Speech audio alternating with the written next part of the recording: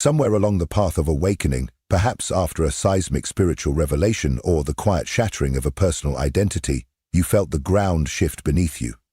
What was once familiar became foreign. You pierced through the veil of illusion, saw the machinery of your patterns, the deafening noise of the world, and then came the silence. At first, that silence felt sacred, empowering even, like stepping out of a burning building into clean air.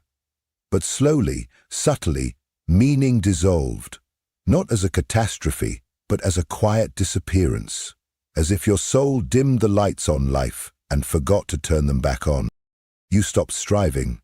You stopped performing, not out of despair, but in a kind of sacred exhaustion, a hollowing that felt strangely peaceful, but unnervingly still. And then the whisper began, a quiet, aching question. Why do I feel so empty, now that I finally see the truth? This is the paradox no one warns you about. We are led to believe that spiritual awakening will inflame our purpose, that seeing through illusion will make us burn with clarity. But for many, especially the sensitive ones, the seekers, the empaths, the inward travelers, it does something else. It empties the vessel. It scrapes out all false motives until even desire becomes unrecognizable. And in that void, we confuse awakening with apathy. I recall a conversation with a dear friend, brilliant, spiritually attuned, fluent in the texts of Eckhart Tolle, Krishnamurti, Alan Watts. She emerged from a dark night of the soul with crystalline insight. She told me she saw through the illusions of identity, achievement, external love. And yet 2 months later, I found her lying in bed, staring at the ceiling, adrift in a stillness she did not expect.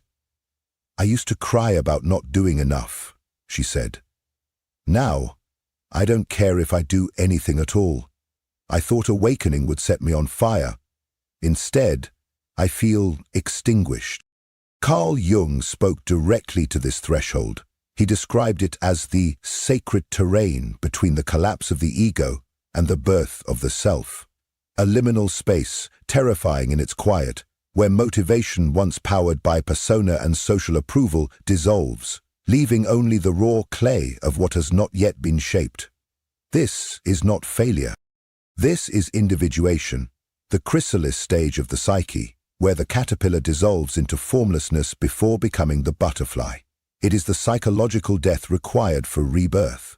But we must not mislabel this void as regression. For in the heart of this emptiness lives a deeper call, a quiet pulse of soul truth, waiting to be heard. Not the motivation to prove, but the impulse to be. To move, not out of need for recognition, but out of inner resonance. This article is not about despair. It is about the moment after awakening, when the old fuel dies and the new source of energy is still forming. Jung understood, the privilege of a lifetime is to become who you truly are. The loss of motivation is not the end. It is the sacred beginning of living not as a mask, but as a soul.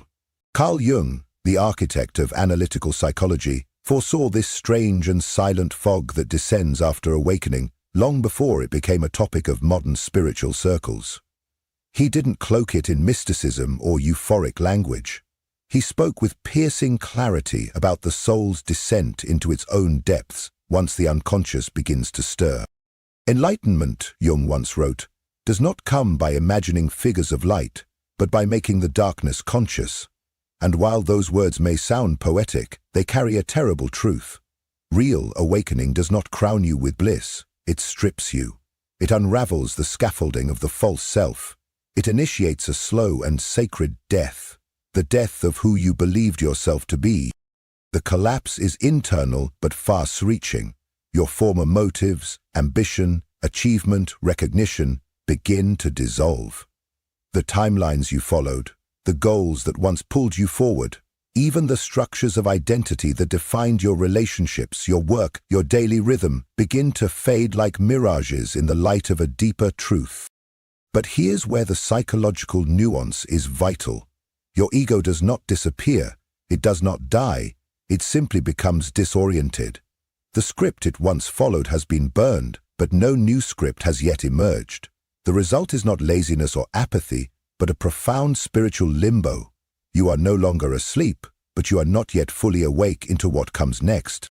This is the mystery, what Jung called the nigredo, the blackening phase of alchemy, when the ego has been dismantled, but the self has not yet taken the throne.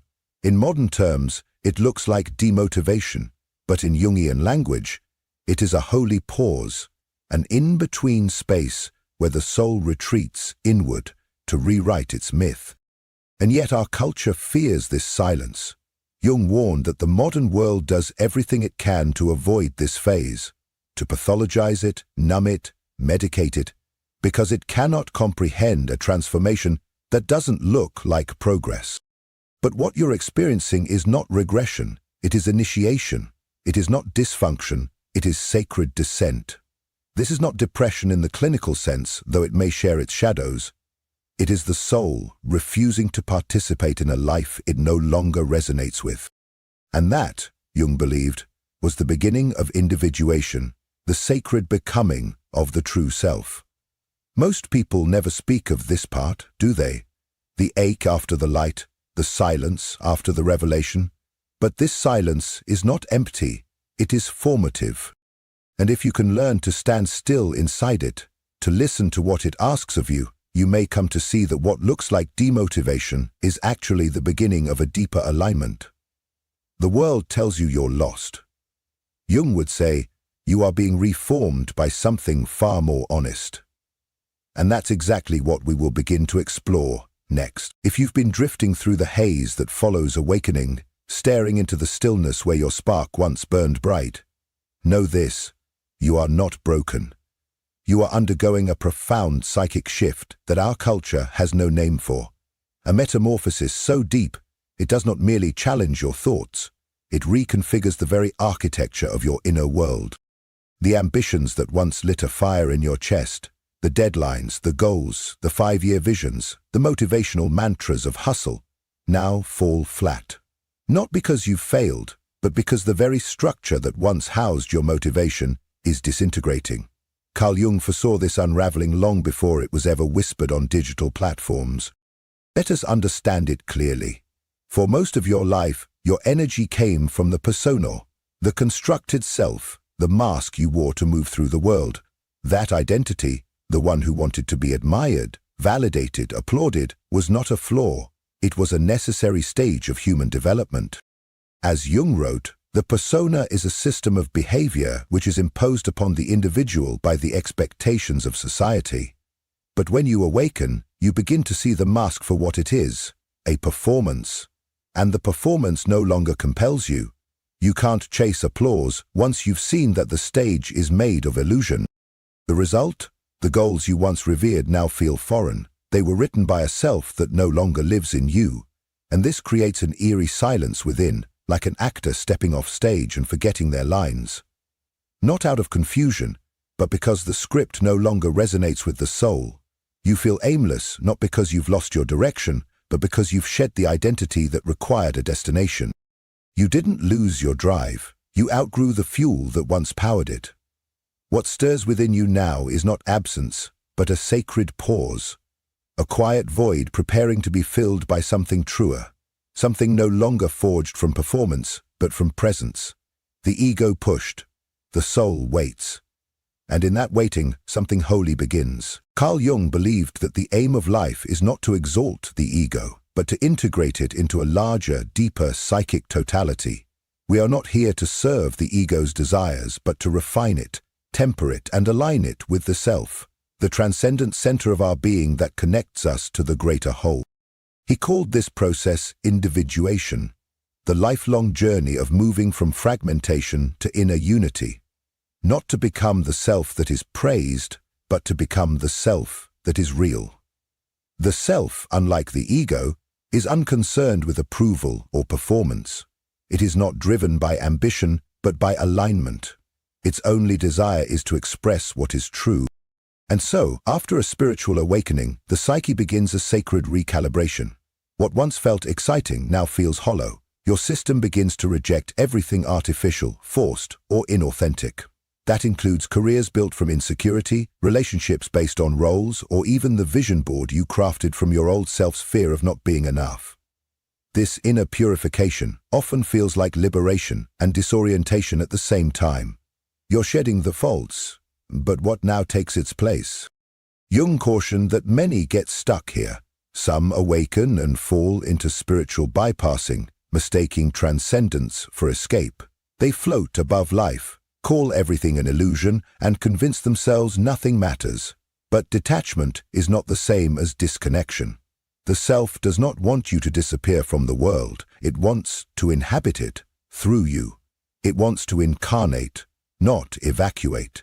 It seeks not withdrawal, but embodiment. But before that embodiment, there is a threshold, and Jung described it well, though few recognize it when they are in it. It is the grey space after awakening, the void that comes not with bliss, but with bewilderment. It doesn't look poetic. It doesn't trend.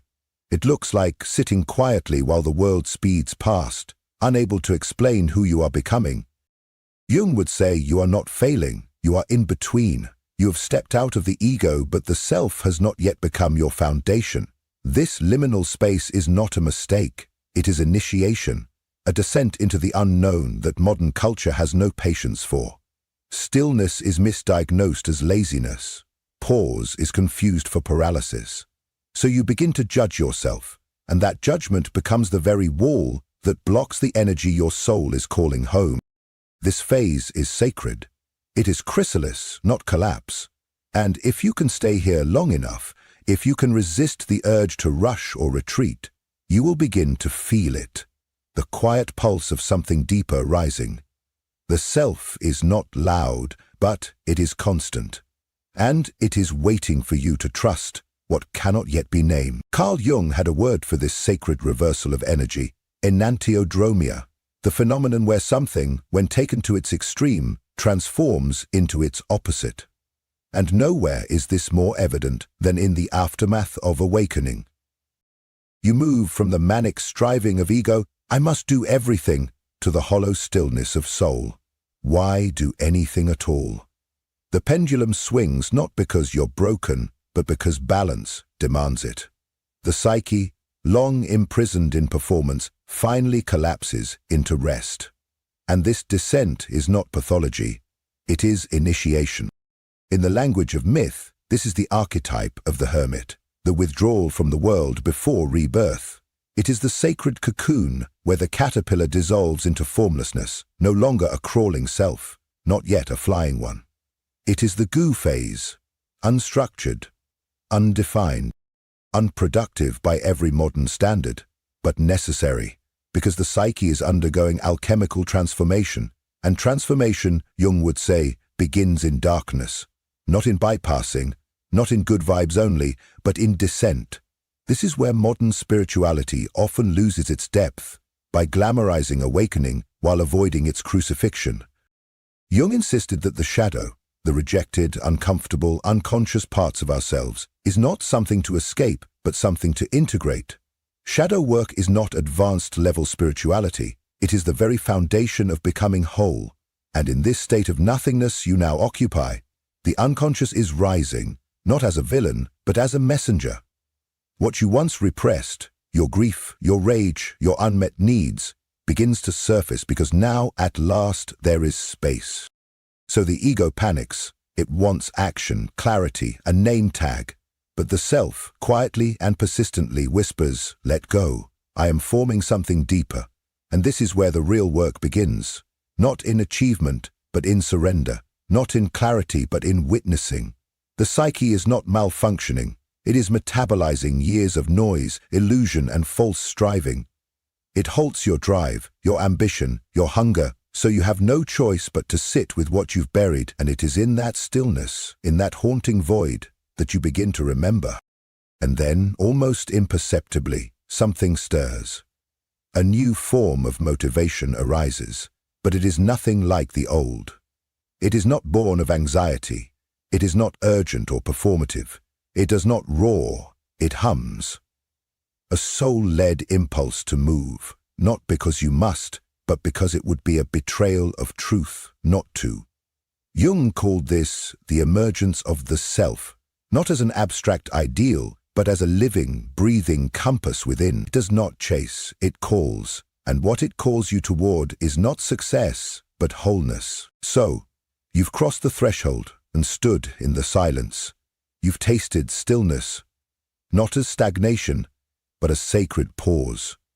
You've wandered through the inner night, where no voice called out and no light showed the way.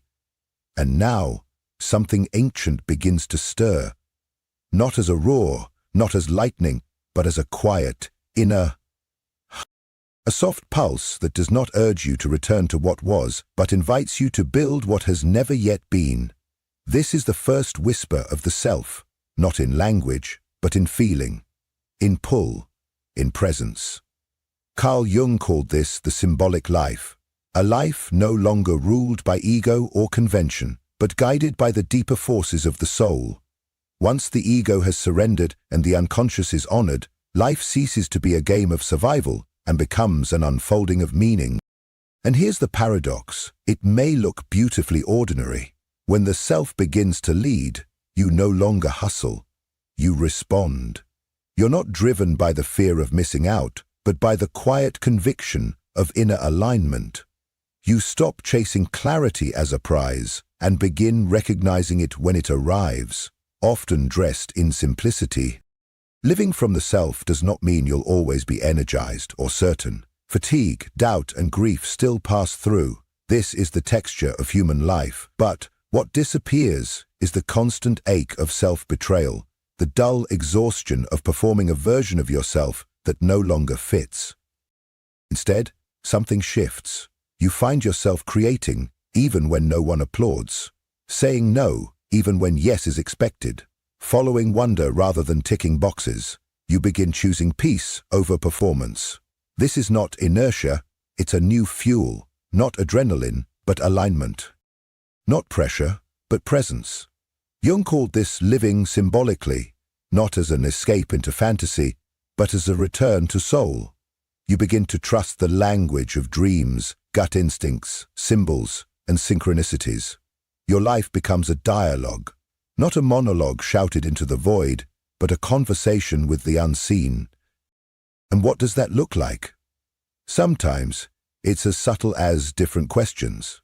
Not, what should I do, but what is quietly calling me? Not, what's the plan, but where is life nudging me? Not, how can I prove myself, but what feels true?